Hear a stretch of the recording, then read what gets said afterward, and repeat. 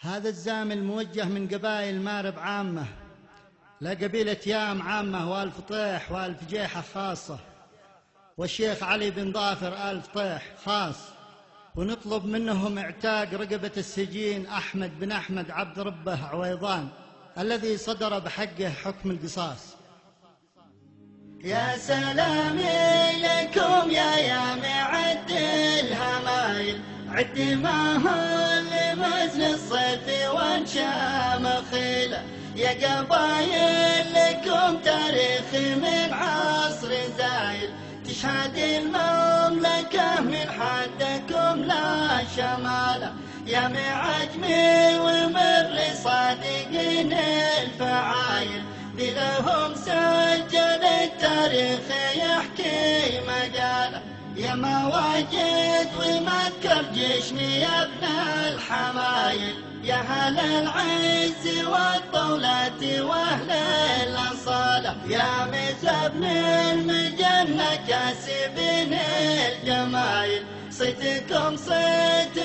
معروف كسب الجماله، لطلب عندكم تكفون يا اهل الاصايل، لطلب في حمد تكفون تخلو سبيله، اعتقوا نفسي من حد السيوف السقايل، يشهد الله ما له فيه قصد وحيله، وانتو الليله هلا صاحب الصوت قايل، قال تكفون يا الافطيح تكفى القبيله، منعكم منع ذي في القبر يا مطايل، منع هز الجبال الراسيه والطويله، منعكم يا فطيح منع كل القبايل، منع يام العريقه ذي تشيل الثقيله، نطلب العفو من ربه عظيم الجلايل، نطلب العفو من ربه ويام